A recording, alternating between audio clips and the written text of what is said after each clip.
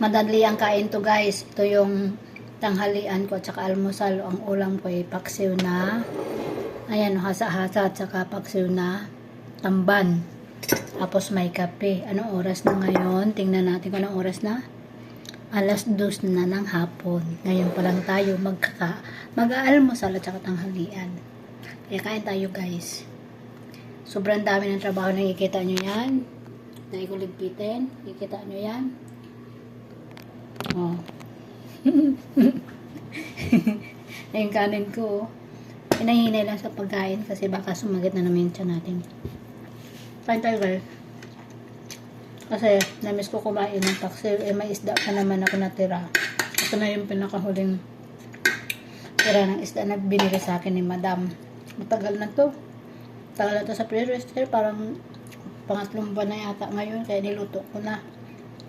Nung isang araw ko pa ito niluto, ngayon ko lang kinain. Kasi mas masarap yung paksi pag matagal, di ba?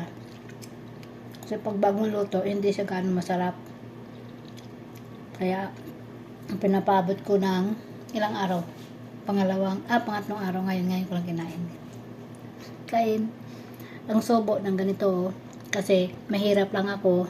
Kaya, pagkakain ako, ang sobo ng mahirap, at saka katulong ganito, oh. Walang tapon, di ba? Sa laki ba naman ng bunganga ko, may matatapon pa ba? Wala na, di ba? Lumabas na pala yung buhok ko, kaya pala tinitingnan ako ng madam ko. Hindi lang siya makapagsalita. Siguro na yung buhok mo lumalabas na. Kaya pala tingin siya ng tingin sa akin. Hindi ko napansin. Ngayon ko lang napansin sa harap ng cellphone. Di ba?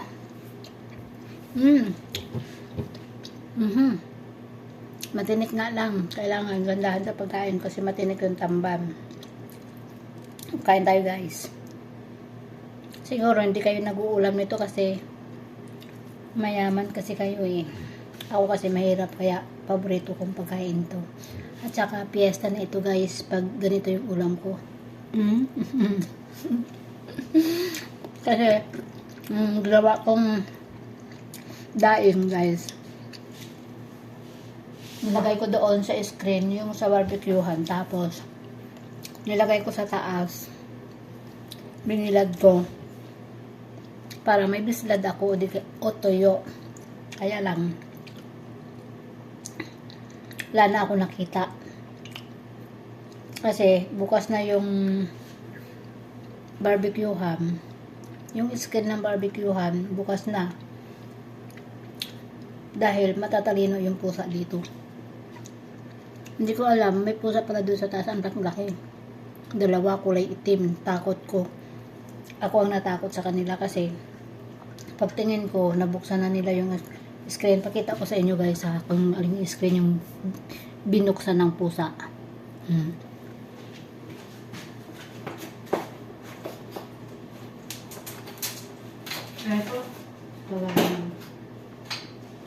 Ito guys oh. Ito guys oh. Yun naman, nabuksan nila.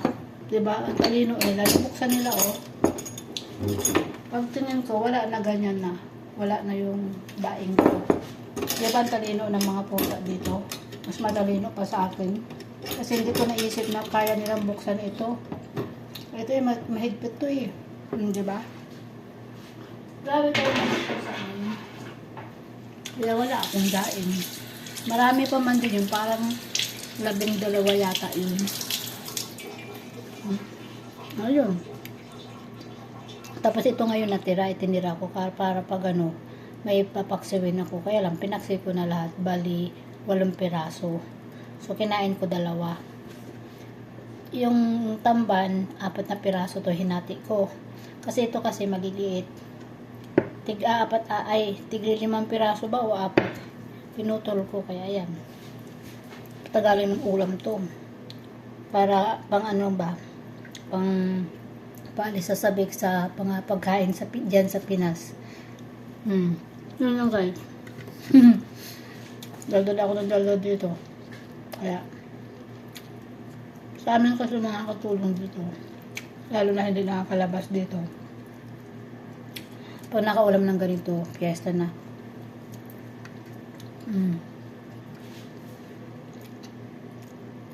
Eh, wala naman day off dito sa akin. Kahit gano'n pa ako katagal dito, kahit 18 years na ako dito, hindi ako nabibigyan ng day off kahit isang araw. Tsaka isa pa, nakakatakot man kasi lumabas. Takot ako lumabas. Pag lumabas nga ako guys, ba, punta ako sa Extra, punta ako sa Lulu Market, hindi kaya punta ako sa Jarir, sa Bacala. Talagang nakabuntot yung mga alaga ko sa akin.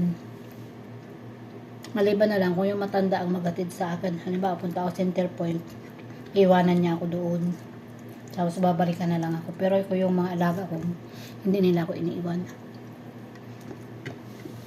Nakabuntot sila sa akin. Noong nakaraan nga, bumili ako ng underwear kasi yung mga dala kong underwear guys, eh nagsipagluwagan na yung mga garter kasi winawasin ko. Wala na akong time magkusot-kusot. Winasan ko ngayon. Na-lost thread na lahat ng mga underwear kong dala. Dahil pumunta ako sa Center Point, bumili ako ng underwear. Ang binili ko, boxer short. Boxer short pala.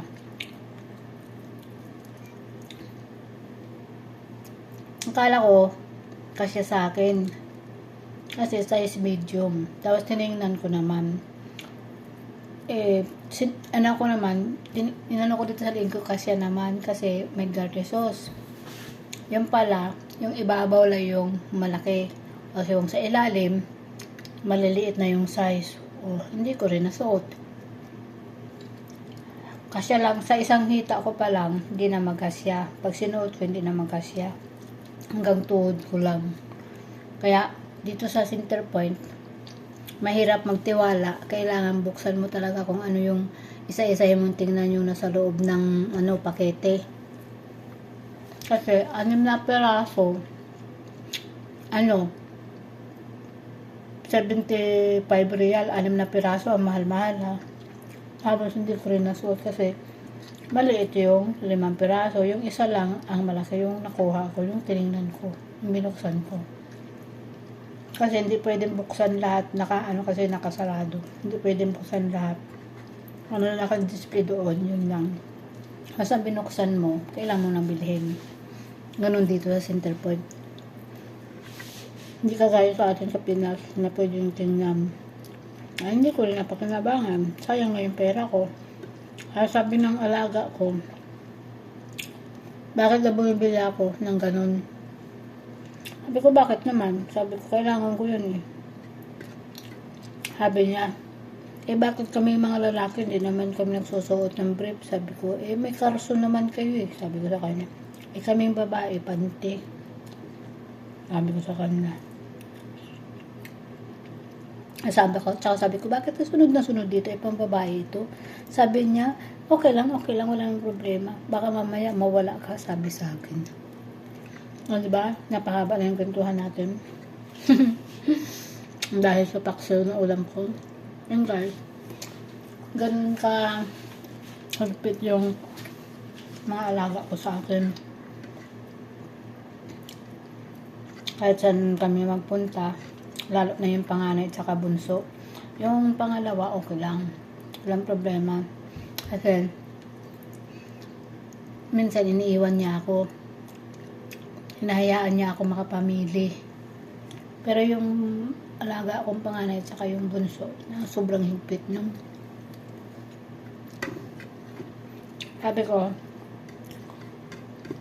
bakit nang higpit-higpit niyo sa akin? Sabi ko sa mga alaga ko, syempre, para ka na rin naming nanay eh. Kaya ayaw namin ikaw mapahamak kasi maraming loko dito sa akin ng mga alaga ko. Yun lang guys. Thank you for watching kasi mauubos na yung pagkain ko. Tapos may kape pa ako, di ba? Inggit lang kayo. Okay. Thank you for watching. Bye-bye.